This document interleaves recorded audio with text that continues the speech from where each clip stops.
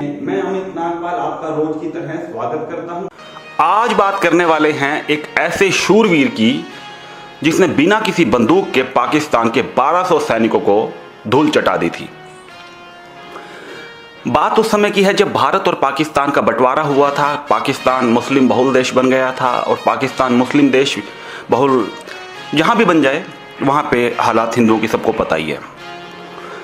रणछोड़ दास जी के जो पिताजी थे वो पशुपालन का व्यवसाय करते थे, भेड़ बकरियां चराते थे, उनको पालते थे, उनका ट्रेड करते थे, व्यापार करते थे, ऊँट पालते थे, ऊँटों का व्यापार करते थे। उनको चराने का काम जो है फिर रणछोड़ दास जी करने लगे बचपन में। बहुत मेहनती थे वो, और उनको जो एरिया रेगिस्तानी एरिया था उसके रास्ते की बहुत अच्छी समझ हो गई थी और एक ऐसी कला विकसित हो गई थी उनके अंदर कि वो ये बता सकते थे कि कोई ऊँट यहाँ से गुजरा है तो उसके पैरों के निशान से बता देते थे कि कितना बड़ा उस पे ऊपर रसद होगा या कितना उसके पास वजन होगा, यहाँ से कितने लोग गुजरे हैं। पैरों के निशानों से अंदाज़ा लगा लेते थे कितने लोग यहाँ से गुजरे हैं।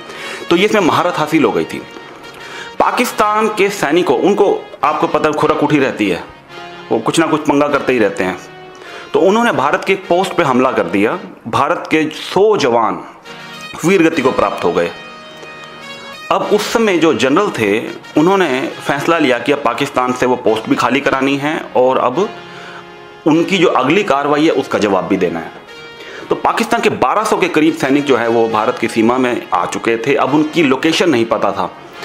अब लोकेशन के बिना अगर कोई कार्रवाई की और एक भी गलत कदम, वो बहुत बड़ा नुकसान हो सकता था भारत के लिए। 10,000 सैनिक उस समय उस काम को अंजाम देने के लिए नियुक्त कर दिए। अब उस समय जो डिसीजन लिया गया कि बिना लोकेशन के कैसे कार्रवाई की जाए, कि कहाँ पे उनके और सैनिक छुपे हुए हैं, कहाँ पे उनका रसद है, या बहुत सारी जानकारी। तो किसी ने बताया कि जो रणछोड़ दास जी हैं वो इस मामले में मदद कर सकते हैं, क्योंकि उस एरिया में अपने ऊँट या इसके अलावा भेड़ बकरियां या जानवर हैं उनको चराते रहते हैं। और उन्होंने सहर्ष स्वीकार किया उनकी मदद करने के लिए, सेना की मदद के लिए। और उन्होंने सिर्फ और सिर्फ ऊँटों के पैरों के निशान से या और पैरों के निशानों से उन्होंने बता दिया कि ये लोकेशन ये हो सकती है, और वो बात बिल्कुल सही निकली। और उन्होंने जो भारी हथियार, रसद सब पहुँचाने के लिए अपने ऊँट लगा दिए। पूरी मदद की उन्होंने सेना की, और भारत की सेना को कामयाबी मिली, बहुत ज़्यादा कामयाबी मिली। भारत के उस समय जो सेना के टॉप अफसर थे उन्होंने हेलीकॉप्टर भेजा और उनको डिनर के लिए आमंत्रित किया।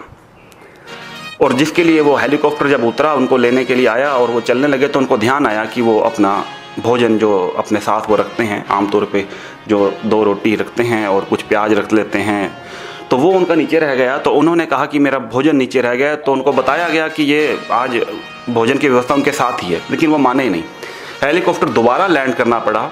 वो अपनी 2 रोटी लेके गए। ऐसा बताया जाता है कि उन अफसर ने, जो आम तौर पे किसी को अपने साथ भोजन के लिए नहीं आमंत्रित करते, उस रणछोड़ दास जी को उन्होंने आमंत्रित किया और 1 रोटी जो उनकी थैली में बंधी हुई थी वो भी खाई। अब आप देखें कि एक व्यक्ति अगर अपनी इच्छा शक्ति पे आ गया था और उस व्यक्ति ने सेना की मदद की, हमारे देश के ये संस्कार हैं। इस रणछोड़ दास जी पे अगर कोई फिल्म बने, हम उस फिल्म बनाने वाले को सुपरस्टार कहेंगे, लेकिन ये सुपरस्टार रियल जीवन में हमारे यही हैं। मेरा आपसे निवेदन है, इस वीडियो को आप शेयर जरूर करिए, ताकि हमारे आने वाली पीढ़ियों को पता चले कि हमारे देश के अंदर ऐसे ऐसे योद्धा रहे हैं जो प्रत्यक्ष नहीं लेकिन अप्रत्यक्ष रूप से उन्होंने हमारी सेना की बहुत मदद की है। इससे बड़ी श्रद्धांजलि नहीं हो सकती उनके लिए। कल फिर हाजिर हो जाएंगे किसी नए तथ्य के साथ। बहुत बहुत धन्यवाद।